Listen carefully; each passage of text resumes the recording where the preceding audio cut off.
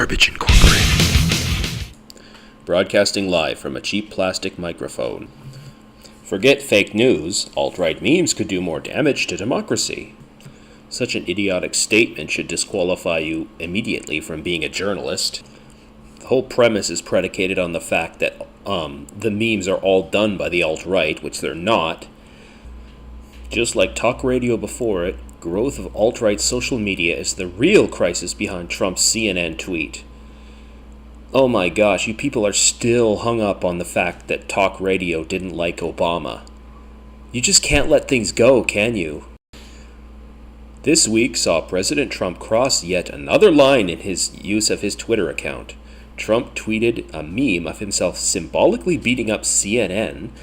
While to some it might appear to be a funny way to epitomize Trump's feud with CNN, to too many, the meme was aggressive, immature, and inflammatory. CNN took the attack seriously. Well, of course they do. They don't understand the internet. CNN released a statement, "A sad day. The President of the United States encourages violence against reporters." It was a joke, idiots.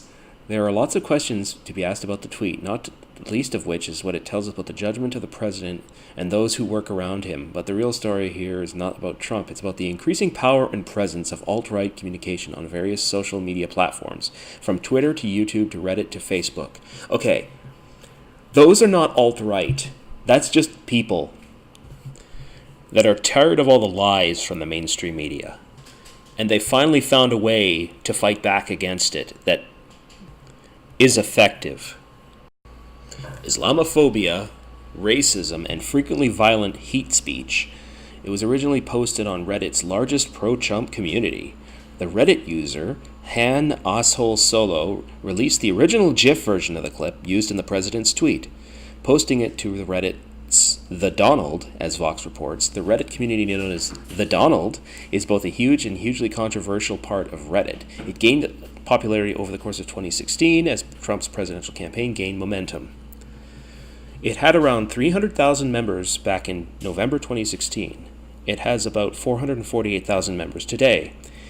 In November, shortly after the election, the New York Times published a profile on the subreddit calling it one of the most influential communities within one of the most significant websites on the internet. The Times reported that according to its moderators, the Donald was the largest, best, and closest thing to an official campaign subreddit for Donald Trump 2016.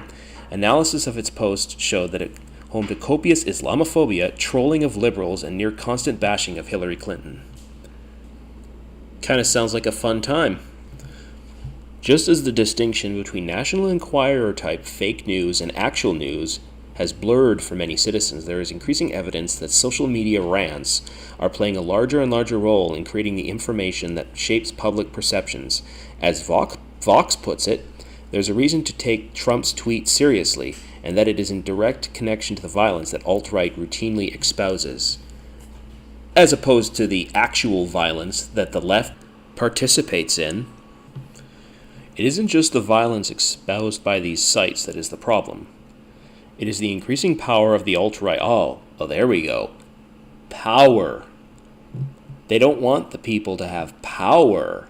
That's what they're afraid of the alt-right across these platforms, and the way that these rants become mainstreamed as sources of public information that should cause us to worry.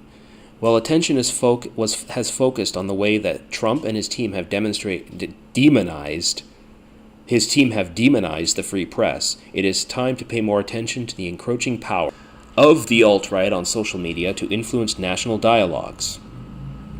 Despite the fact that Han Asshole Solo attempted to use what I have called the Colbert defense of crying satire to back out of his offensive statements, the archive of his post demonstrates hate speech in abundance and no regard for the people he might hurt. Well, who cares? It's comedy. Comedy shouldn't care about people's feelings. And it isn't just the one user that can be characterized that way. Overall, the Reddit community on the Donald frequently shares hate speech posts that are openly Islamophobic, misogynistic, racist, and outright offensive. Kind of like to see a citation on that. This makes the fact that both Twitter and the White House defended the tweet against accusations of hate speech and violence even more disturbing. It was a fucking joke. The story of the Trump tweet, not originally made by Trump, by the way, the alt-right and Reddit is only one among many across social media platforms. For instance, a recent study by blue blah blah blah stupid head fellow at Harvard University shows that political channels on YouTube are currently dominated by the alt-right. No, they're fucking not. They're all over the political spectrum, and they're all telling you you're fucking idiots. I should note that there are some YouTubers and people on Facebook and Twitter that actually do the damn research that you people don't, like people like Sargon of Akkad and others.